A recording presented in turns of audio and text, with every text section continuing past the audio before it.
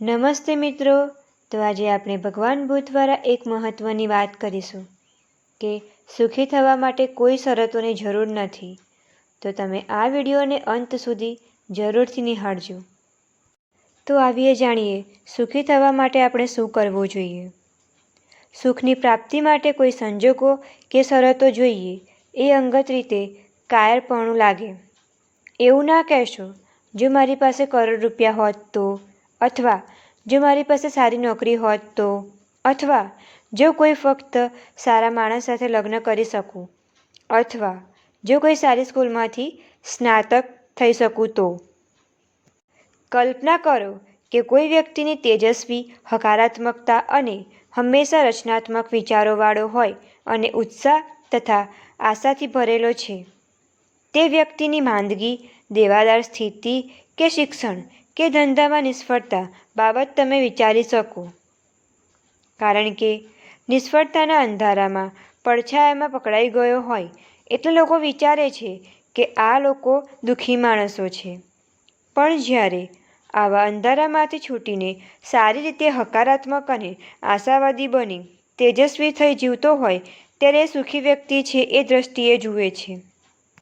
જે વિશ્વ એવા લોકોથી ભરાયેલું હોય કે જ્યાં સવારમાં ઉઠીને કહે, શું સુંદર પ્રભાત છે, આજે હું સખતા કામ કરીશ, મને વૃદ્ધ થવાનો ભય નથી, જીવનમાં છેલ્લા દિવસ સુધી હું કામ કરતો રહીશ, આ વિશ્વમાં જીવવા માટે વધારે સારું સ્થળ બનાવવા હું સખત પરિશ્રમ કરીશ, જેથી ઘણા બધા સુખી લોકોથી વિશ્વ ભરાઈ જાય.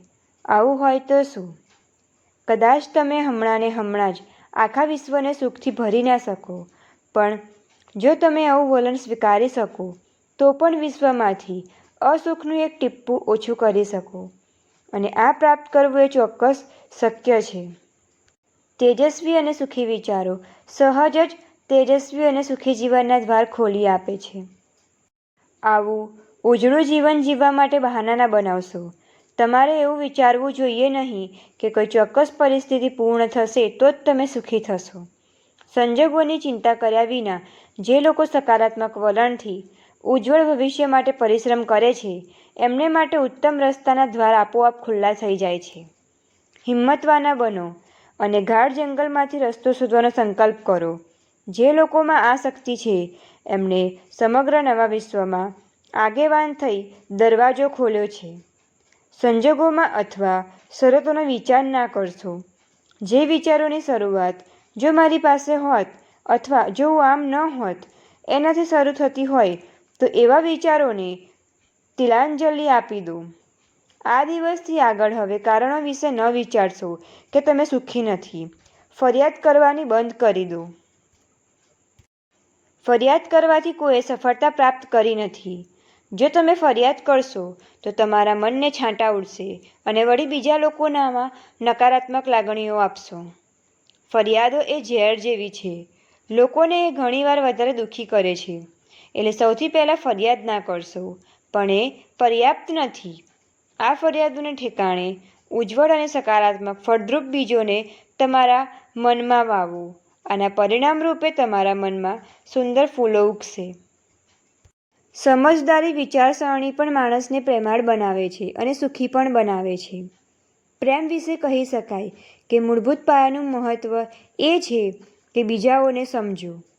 કોઈકને સમજવું એનો સાચો અર્થ એ છે કે વ્યક્તિને પ્રેમ કરવો.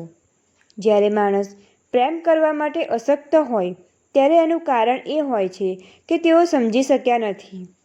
તમને કદાચ આશ્ચર્ય થશે કે કેટલાક માણસને તમે પ્રેમ કરી શકતા નથી. એનો જવાબ એ છે કે તમે એ વ્યક્તિને સમજી શકતા નથી. જ્યારે તમે કોઈને સમજી શકો તો તમે એને પ્રેમ કરી શકશો. લગ્ન કરેલા દંપતીઓના કેસમાં પણ જ્યારે એકબીજાને પ્રેમ કરતા નથી કારણ કે એમાં સમજશક્તિનો અભાવ હોય છે. મોટે ભાગે આ સત્ય છે. જો એક જણ પણ સમજે તો પછી પ્રેમ થઈ શકે છે. પતિ અને પત્નીને તેમના પોતાના કારણો હોય છે અને ફરિયાદો પણ હોય છે અને તેઓ સમજે પણ એકબીજાને સમજવાની શક્તિ ના હોય અને ક્ષમા કરવાની પણ તૈયાર ના હોય ત્યારે આ સંઘર્ષ શરૂ થાય છે. જે લોકો એકબીજાને સમજી શકે તો પછી તેઓ પ્રેમ કરી શકશે. જ્યારે તમે સત્યને અન્ય પાસે તે સમજી શકે તે રીતે રજૂ કરો, ત્યારે પણ આ એટલું જ સાચું છે. તમે અન્ય વ્યક્તિને કેટલી સમજી છે તે અતિ અગત્યનું છે. જો તમે લોકો સાથે વાત કરવાનું ગોઠવી શકો જે તમારા જેવા હોય, એટલે કે તમે જે સત્ય છે તે બરાબર વિગતે સમજાવી શકો, નહીં તો સત્ય ઘણું મર્યાદિત બની જશે.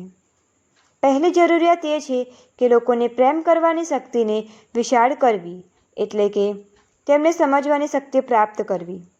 પ્રયત્ન દ્વારા આ પ્રાપ્ત કરી શકાય. અનુભવો મેળવીને અને તમારા જ્ઞાનનો સંગ્રહ વધારીને બીજાઓને સમજવાની શક્તિ મેળવી શકાય. તમે જો કોઈને સમજી શકો તો તેઓ વ્યક્તિને પ્રેમ કરી શકશો. આ રીતે તમને લાગે કોઈ તમને સમજે છે, તેમને પણ લાગશે કે એ તમને પ્રેમ કરે છે. અંતમાં એટલું જ કહીશ કે સુખી થવા માટે તમારે કોઈ શરતોની જરૂર નથી, પરંતુ પ્રેમ અને હકારાત્મક વિચારો, આ બંને વસ્તુ તમને તે માર્ગે જરૂરથી લઈ જશે અને સફળ બનાવશે. અને આવી જ વિડીયો જોવા માટે અમારી ચેનલને લાઈક, શેર અને સબસ્ક્રાઈબ જરૂરથી કરજો.